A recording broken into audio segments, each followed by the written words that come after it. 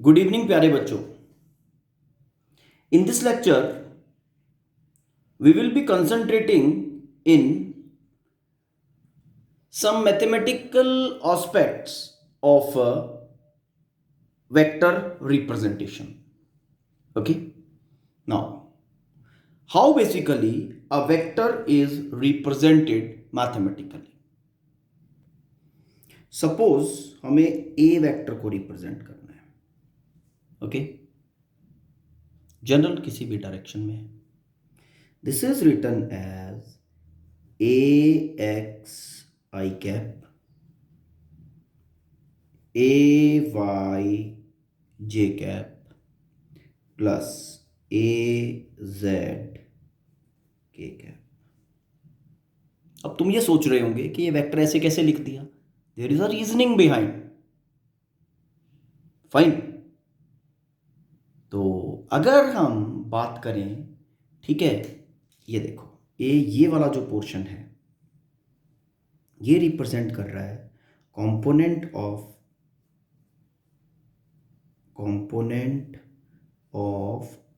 ए vector along x axis. अब यहां पे मैंने एक नई टर्म यूज की, कंपोनेंट. अभी के लिए तुम लोग इसको ये सोच सकते हो कि ए वेक्टर का इफेक्ट एक्स एक्सिस के अलोंग, ये वाली टर्म रिप्रेजेंट कर रही है ए वेक्टर का effect along Y axis, A vector का इफेक्ट अलोंग जेड एक्सिस.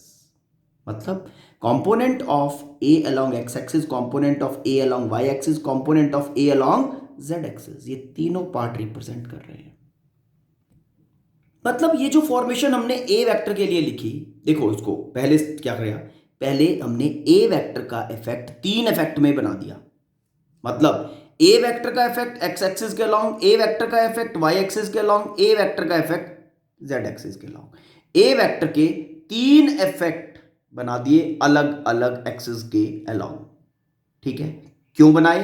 क्योंकि उन एक्सिस की मुझे डायरेक्शंस पता हैं, पर्टिकुलर डायरेक्शंस हैं बेटा, and we have particular method to represent those directions. Fine. तो अब एक वेक्टर को मैंने तीन पार्ट्स में डिवाइड किया. अब अगर तीनों पार्ट्स को मैं ऐड करूंगा तो मुझे वेक्टर मिलेगा या नहीं मिलेगा? समझ में आया? ये जो कंपोनेंट वाली टर्म यूज की है मैंने, ये बेसिकली इफेक्टिवनेस होती है, effectiveness of a vector along any particular direction. ठीक है, अभी के लिए इतना याद रखना है, कंपोनेंट को डिटेल में बाद में डिस्कस करेंगे हम. ठीक है, ये जो कंपोनेंट तीनों हैं एक्स वाई जेड, ये तीनों परपेंडिकुलर टू ईच अदर हैं कि नहीं? इस तरह के कंपोनेंट्स को रेक्टेंगुलर कंपोनेंट कहते हैं. फाइन. अब अगर आप कंपोनेंट में भी देखो तो कंपोनेंट के अंदर भी बेसिकली हर एक टर्म के अंदर दो पार्ट्स हैं. यस, दो पार्ट्स हैं. लाइक ध्यान देंगे अभी, ए X I cap, A Y J cap, A Z के कैप. ठीक है, अब ये इसमें भी दो पार्ट हैं, तो ये दोनों पार्ट क्या रिप्रेजेंट कर रहे हैं? ये मैग्नीट्यूड रिप्रेजेंट कर रहा है, ये डायरेक्शन रिप्रेजेंट कर रहा है. Magnitude, direction.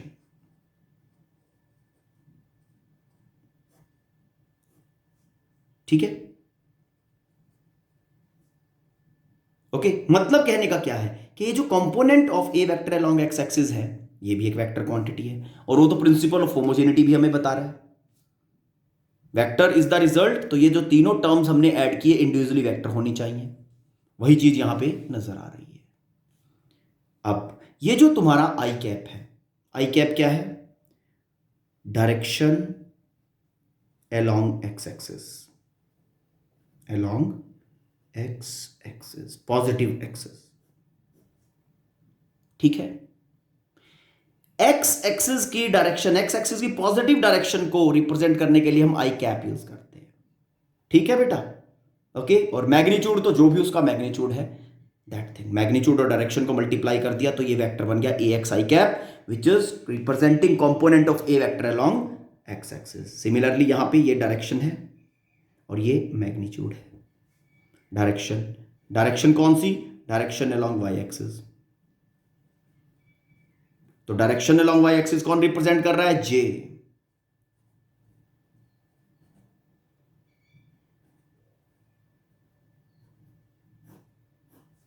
और सिमिलरली यहां पे component of a vector along Z axis, ये मैग्नीट्यूड और ये वाला पार्ट डायरेक्शन, डायरेक्शन अलोंग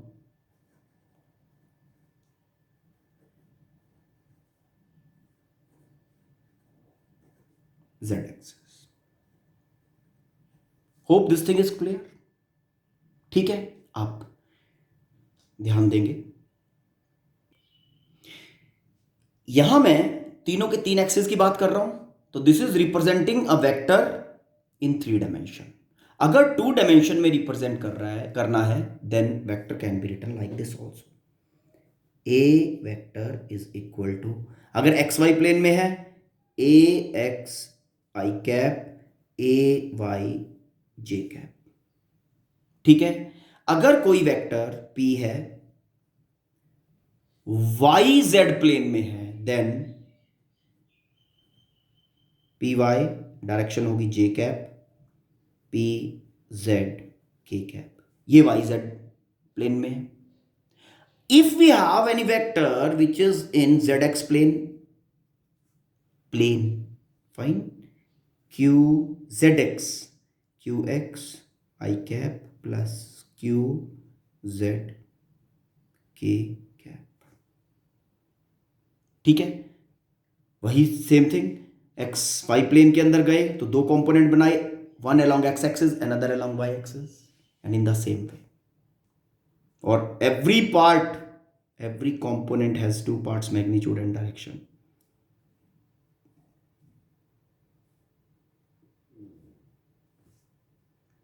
समझ में आया? ठीक है, ये जो A X A Y Q X P Y P Z लिख रहे हैं हम, देखो नॉर्मल सिनेरियो में वी कैन राइट, इसकी वैल्यूज आती हैं 3 आई cap plus 4 J cap, a vector in X Y plane. Okay, इसका मैग्नीट्यूड जो है एक्स एक्सिस के अलोंग 3 है और वाई एक्सिस के अलोंग 4 है। अगर इसको मैं ज्योमेट्रिकली रिप्रेजेंट करूं, देखो ध्यान से कैसे रिप्रेजेंटेशन आएगी इसकी। ये अपना x axis, this is your y axis. ठीक है बेटा, अब ध्यान देने वाली बात है, 3 along X axis. X axis मुझे कैसे पता चला? आई कैप से देखा। आई कैप क्या बताया मैंने? Direction along X axis. J cap direction along Y axis. देखो 1 2 3, 1 2 3, 3 एक्स एक्सिस के along, 4 वाई एक्सिस के along, 1 2 3 4। ओके, तो ये वेक्टर कहां पे है? अगर हम इसकी बात करें, ये वेक्टर ज्योमेट्रिकल प्लेन में it will be something like this. ये ऐसा है कुछ यहां पे, ये कोऑर्डिनेट आ गया आपका 3 और 4। ठीक, अब अगर मैं ये वाला वेक्टर ड्रॉ कर दूं, starting from origin going till, देखो ये आया, तो ये वेक्टर अपना ए वेक्टर रिप्रेजेंट कर रहा है। ठीक, अब आप कहोगे कैसे पता चला? वेक्टर को लिखने का तरीका बताता हूं।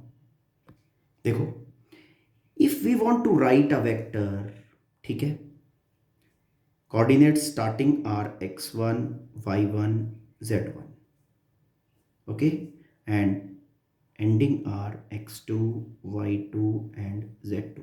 कोई भी वेक्टर है ये, सपोज करो p वेक्टर।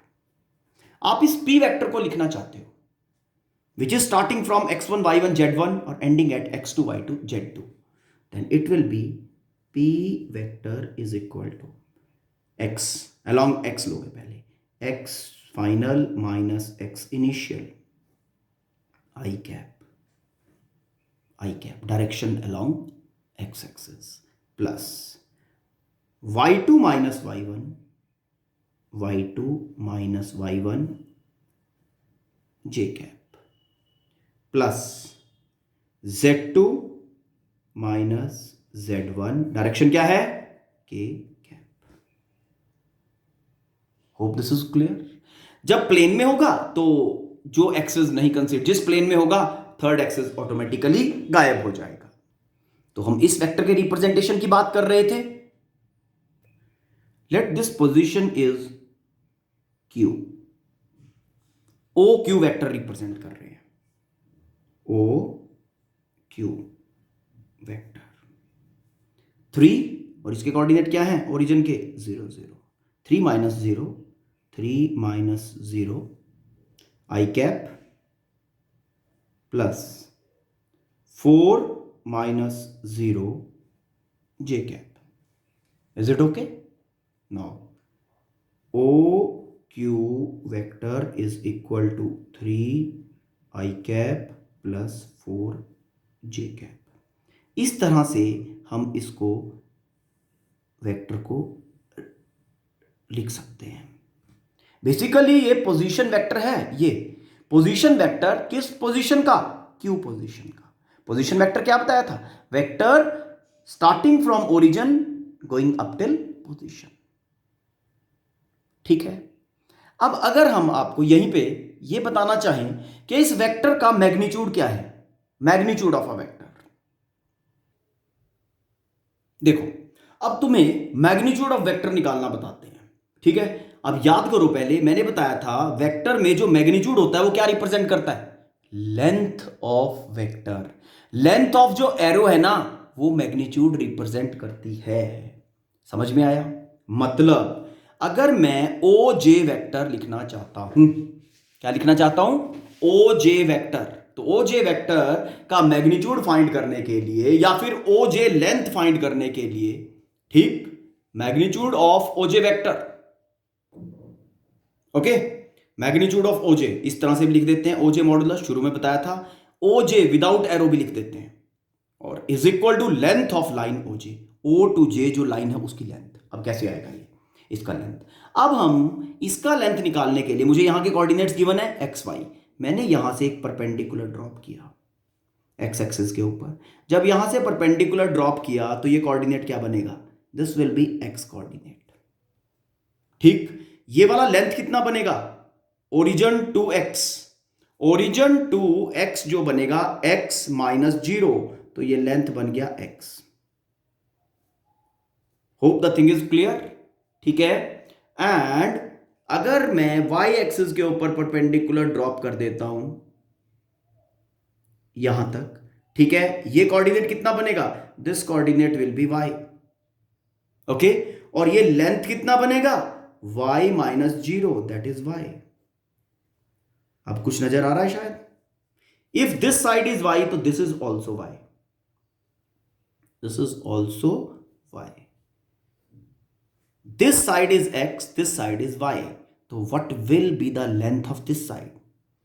ये राइट एंगल होगा ना, पाइथागोरस जब लगेगा तो देन इज इक्वल टू क्या बना? पाइथागोरस लगाए इस ट्रायंगल पे, ओ दिस, ठीक है, दिस राइट एंगल ट्रायंगल, तो that will be O this, मतलब x और y, x square plus y square under the root, है ना, this length will be under root x square plus y square. ठीक है। और लेंथ मेरे पास ओजे वेक्टर की आ गई, मतलब उसका मैग्नीट्यूड आ गया, तो magnitude of OJ vector, O J vector modulus is equal to x square plus y square under root. ठीक है। अगर ये वेक्टर सपोज करो वाई जेड प्लेन में है, कोई भी वेक्टर है वाई जेड प्लेन में है, ओके, मान लिया बी वेक्टर है, कोई बी वेक्टर का मॉडुलस वाई जेड प्लेन में है, तो it will be y square plus z square under root. कोई वेक्टर अपने पास सपोज करो के वेक्टर है, K vector capital K, okay, K vector modulus is equal to, और ये मान लिया जेड एक्स प्लेन में है, ओके, ये किस में था? X Y plane, x Y plane, okay, this is in y Z plane, this is, suppose करो हमारे पास है अब जेड एक्स प्लेन में, जेड एक्स प्लेन में, तो उसका जो मैग्नीट्यूड बनेगा that will be x square plus z square under the root. Okay, hope the thing is clear. अगर ये था 2 डायमेंशन में, मैग्नीट्यूड ऐसे आ रहा है, सिमिलरली करके हम 3 डायमेंशन में भी लिख सकते हैं। Okay, for a vector in 3 dimension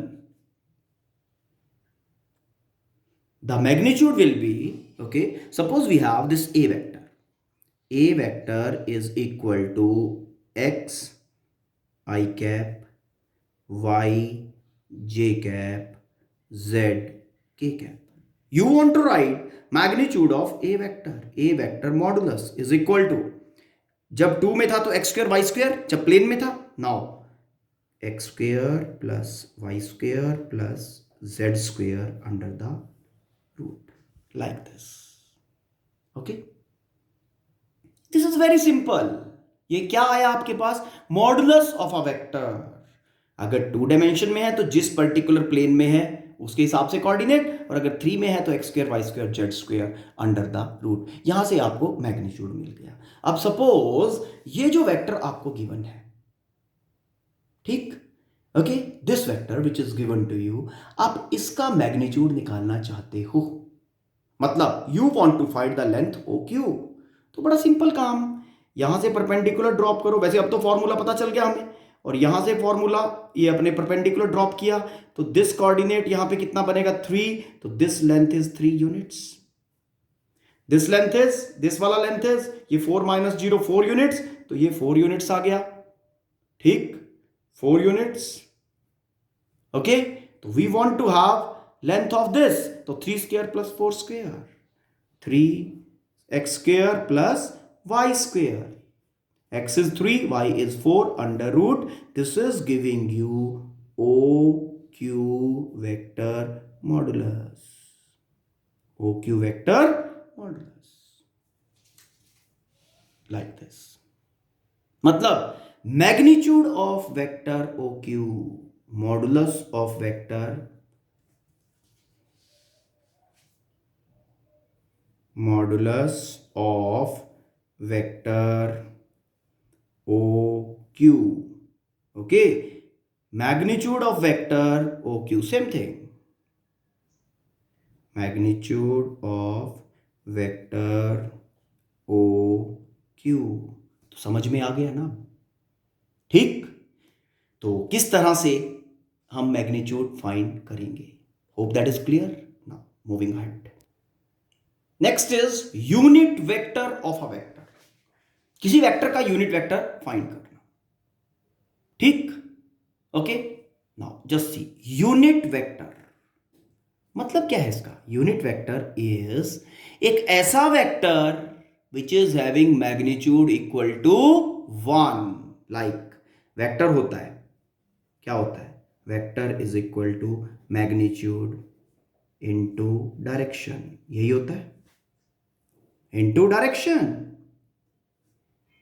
ठीक। तो यूनिट वेक्टर क्या होगा, मैग्नीट्यूड 1 हो, साथ में मल्टीप्लाइड बाय डायरेक्शन हो, तो ये आपका हो जाएगा यूनिट वेक्टर, यूनिट वेक्टर।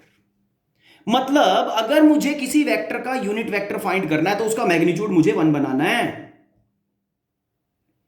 समझ में आया, ओके। क्या बोला मैंने, अगर किसी भी वेक्टर का यूनिट वेक्टर बनाना है, अब वेक्टर का ये वेक्टर है magnitude into direction, unit vector बनाना है, मतलब इसके मैग्नीट्यूड को 1 करना है, हाँ, यस और नो। तो क्या करूं, ये वेक्टर है, ठीक, इसको यूनिट वेक्टर फॉर्मेशन के अंदर लेके जाना है, मतलब मैग्नीट्यूड को 1 करना है, तो क्या करूंगा, इसको डिवाइड बाय इट्स मैग्नीट्यूड कर दूंगा ना, इसी के मैग्नीट्यूड से, समथिंग लाइक दिस। देखो ये वेक्टर है अपने पास, vector is equal to magnitude into direction, यही है। नाउ इस वेक्टर से ही मुझे इसका यूनिट वेक्टर लिखना है, यूनिट वेक्टर उसी वेक्टर का लिखना है, ये देखो अब कैसे, क्या करना पड़ेगा, यूनिट वेक्टर मतलब इसका मैग्नीट्यूड क्या बनाना है, 1। मैग्नीट्यूड को 1 बनाने के लिए मैं क्या करूंगा, मैग्नीट्यूड को इसके मैग्नीट्यूड को 1 डिवाइड बाय, पूरे वेक्टर को डिवाइड बाय मैग्नीट्यूड कर दूंगा, यस और नो। तो जब पूरे वेक्टर को vector divided by its magnitude क्या होगा, देखो अब ध्यान से, unit vector is equal to vector is equal to क्या है, मैग्नीट्यूड इनटू डायरेक्शन, ठीक, डिवाइडेड बाय, वेक्टर का वैल्यू डाल दिया, डिवाइडेड बाय मैग्नीट्यूड कैंसिल हुआ, कितना बचा आपके पास, 1। तो रिजल्ट क्या आया, 1 इंटू डायरेक्शन। तो 1 इंटू डायरेक्शन ये अपना यूनिट वेक्टर आ गया। Unit vector basically is a vector created to represent the direction. Hope this thing is clear to you. Okay, मतलब एक ऐसा वेक्टर जिसका मैग्नीट्यूड 1 हो। और अब ये 1 भी क्यों रखना पड़ा, 1 इसलिए रखना पड़ा ताकि डायरेक्शन तुम्हारा उसमें प्रेजेंट रह जाए। अगर यहां 0 बना देते तो 0 इंटू डायरेक्शन पूरे उसको 0 कर देना था उसने, है ना। तो अगर मुझे कोई इंफॉर्मेशन चाहिए और उसको सेम रिपीट करवाना है तो मैं किससे मल्टीप्लाई करता हूं, 1 से मल्टीप्लाई करता हूं ना, ठीक, दैट वे। तो magnitude 1 into direction, and this is used to define to represent any particular direction. अब how to calculate unit vector of a vector, already बता चुका हूं, unit vector is equal to vector divided by its magnitude. Suppose हम a vector का unit vector लिख रहे हैं, a cap, a hat भी कहा जाता है। This is unit vector of a is equal to vector itself, that is a vector divided by magnitude मतलब मॉडुलस ऑफ ए, ये अपना यूनिट वेक्टर बन जाएगा, ठीक है। सपोज हमें वेक्टर गिवन है P vector is equal to, this is P vector given, find unit vector of P vector, ठीक है ना, या फिर फाइंड पी कैप, सीधा लिख दो, बोथ आर सेम, ये भी और ये भी दोनों एक ही बात है। अब पी का जो यूनिट वेक्टर है वो क्या होगा, P का unit vector, P vector itself divided by P vector modulus. P vector क्या है बेटा, आपके सामने है 3i cap plus 4j cap minus 6k cap divided by magnitude of P vector कितना होगा, 3 square plus 4 square plus minus 6 square. Is it okay, कितना बनाइए, ये बनता है, ठीक है। अब P कैप को अगर इसको इंडिविजुअली लिखना है तो it will be written like this, 3/√61 i cap plus 4/√61 j cap minus 6/√61 k cap, ठीक। अब अगर आप ध्यान से इसको चेक करना चाहो कि ये यूनिट वेक्टर है या नहीं, यूनिट वेक्टर का क्या बताया था, unit vector has unit magnitude. Check करो जरा फटाफट से पॉज करके इसका मैग्नीट्यूड कैसे आएगा, मैग्नीट्यूड ये देखो 3/√61 square plus 4/√61 square plus minus 6/√61 square और फिर उसका अंडर रूट। किसी भी भाई यूनिट वेक्टर है तो वेक्टर है, किसी भी वेक्टर का magnitude x square plus Y square plus Z square. इसको सॉल्व करके we get 61/61 under the root is equal to 1। हो गया प्रूफ, ये तुम्हारे यूनिट वेक्टर का, जो तुम लोगों ने P का यूनिट वेक्टर फाइंड किया उसका मैग्नीट्यूड आ गया 1, तो वेरीफाई भी हो गया। Hope the thing is clear. आप कुछ फिक्स हैं, लाइक एक्स एक्सिस के अलोंग जो वेक्टर होता है यूनिट वेक्टर, उसको हम लिखते हैं आई कैप से, ठीक है। वाई एक्सिस के अलोंग जो यूनिट वेक्टर होता है उसको लिखते हैं हम जे कैप से।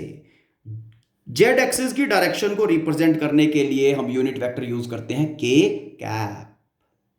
शुरू से मैं यूज कर रहा था ना I J K, I cap, J cap, K cap. तो ये एक्स वाई जेड एक्सिस की फिक्स डायरेक्शन रिप्रेजेंट करते हैं। Hope this basic thing is clear to you. तो go through the content. Okay, we will be explaining some more fundas related to vector in the next lecture. Thank you, have a nice day.